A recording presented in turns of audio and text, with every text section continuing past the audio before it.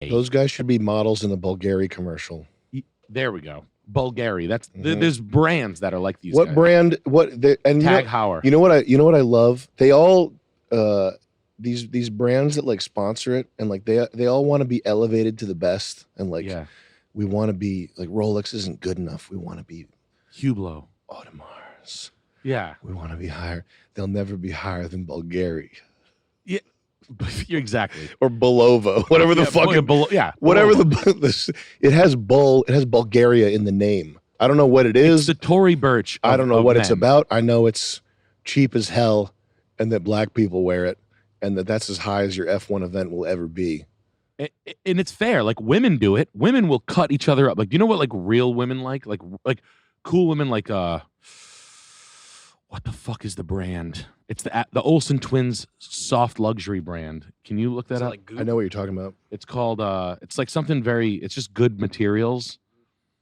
It's called The Row. Yeah.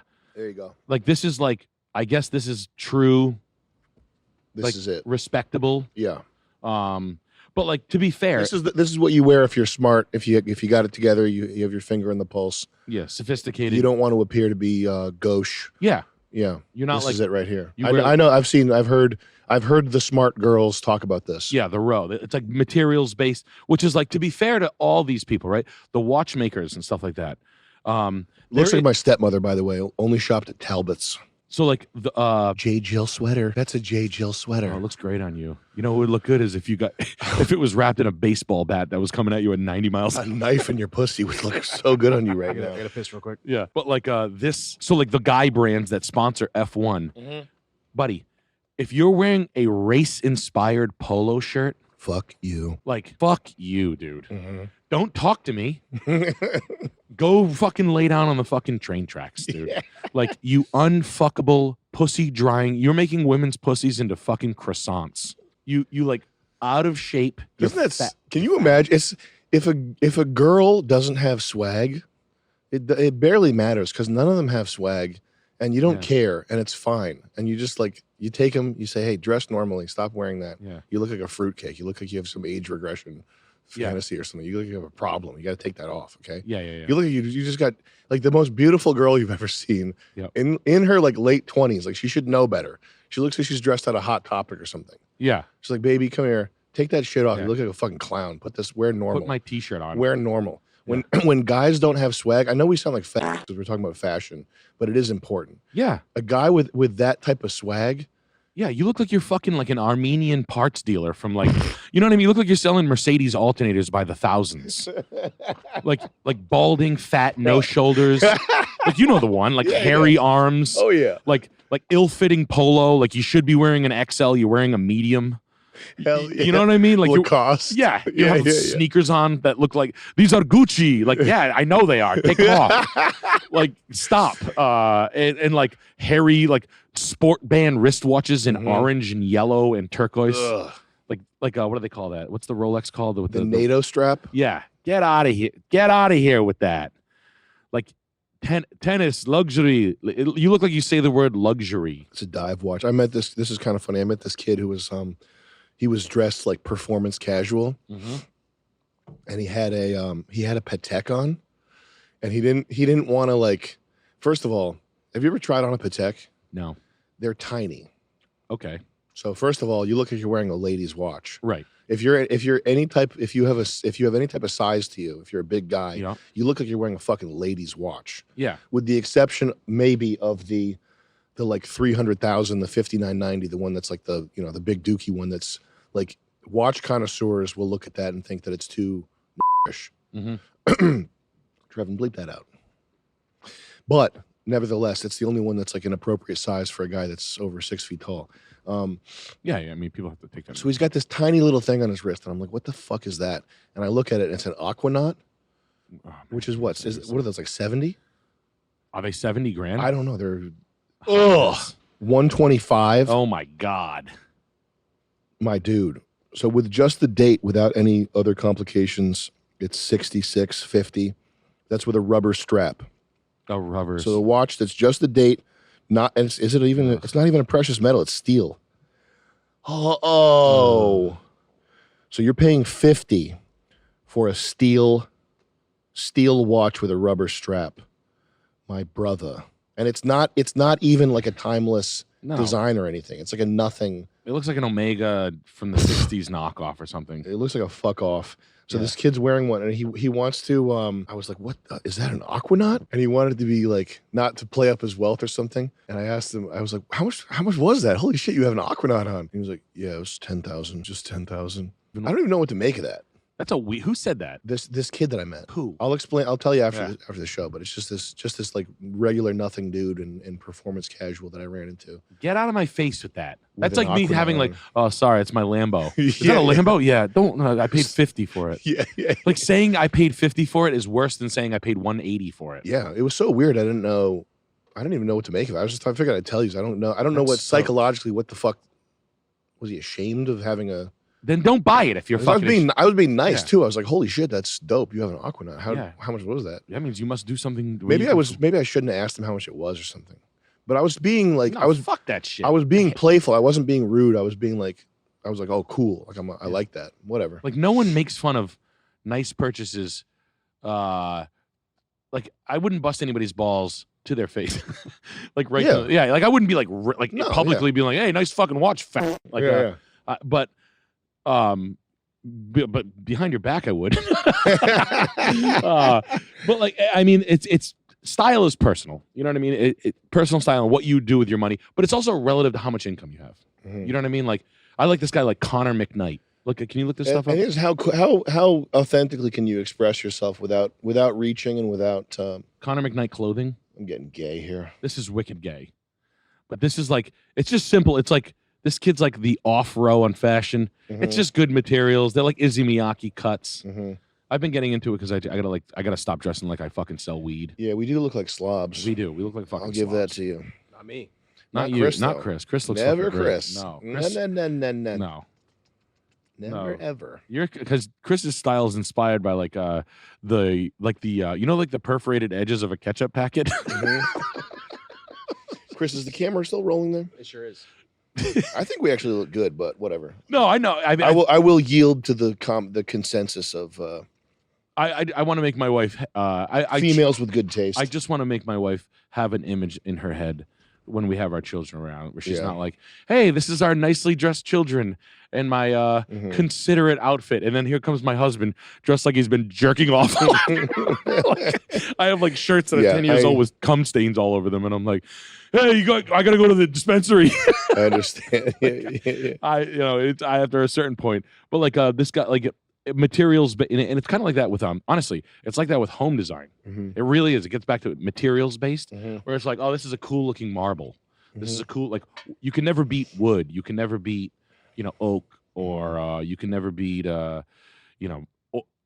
truly old brass panels or something like that, where you're like, oh, this fixture's like a French with porcelain. It's hard to get. Blah, blah, For blah. sure, yeah. And it's like, it's kind of along the same thing. You know what I mean? Like, but like you were saying, where the material wants to be formed in a certain way, like you were saying. Yeah. It's where, like I've said this before on the stream, where cabinet makers have terrible taste because they're like, I can make, like it's if you ever look at a house that a cabinet maker or a woodworker built, it's fucking ugly. Brother, I might get heat for that. I think because there's the return to Europa, the counterculture that we're with, okay? Yeah. And a part of that has to do with woodworking. And woodworking is like it's a blue collar, it's a hands-on. It's the opposite of the globo homo plastic social media bullshit. It's a different thing. These people need to be brought to the back of the shed. Can you go on YouTube and type in, did I already talk about this? What? Can you look up raw edge wood table? Oh yeah, live edge. Live edge, I'm sorry. Live edge with resin? Not yet. I was going to get to that. Oh, okay. Yeah. Okay. This? Yeah. You have that in your home? Yep. You'll get clowned on by faggots, though. And honestly, this is when I start to like faggots. And I go, good, get them, gay guys. And they're like, oh my God, oh God. And I'm like, now finally we're getting, this is progression. because this guy didn't like his job. You hate this, right? I absolutely hate this. I did one of these in my tiny house because it was $20. Yeah. I found a bunch of slabs You for 20, can find these. $20. Yeah. You know who I find it from? This kid right here, whose dad had a wood shop, and he didn't have the time to study Japanese joinery, so he decided to. This is when you don't have skills. Yeah. You take them. These are the skills here. Hit pause for a second. This is people are not going to like this. Fuck them.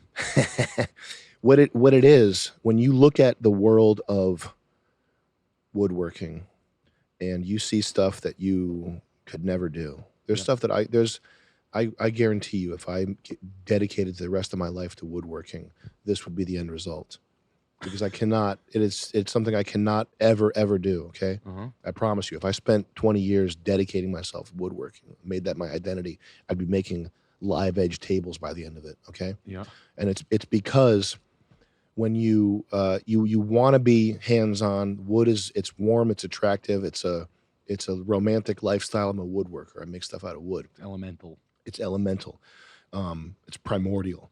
But when you look at how good real niggas are, yeah. Can you type in complicated joinery? When you see how it's devastating. If you want to be good at something and you see, like, if we weren't good at comedy, we want to be comedians. We saw someone who's real good at comedy. It's like devastating. Maybe you remember this feeling from your 20s. When we were first starting out, I used to feel this way sometimes. Yeah. Especially with art.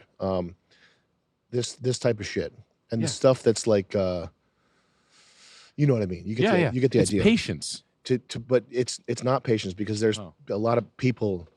This is beyond the grasp of a lot of people. Okay, and I know there are guys that are like false humble that'll be like, anybody could do it. No, you're just being false humble. You're just, it's like if I was like, anybody could make comedy. No, it's not anybody. There's a lot. It's open to a lot of people, but it's not anybody.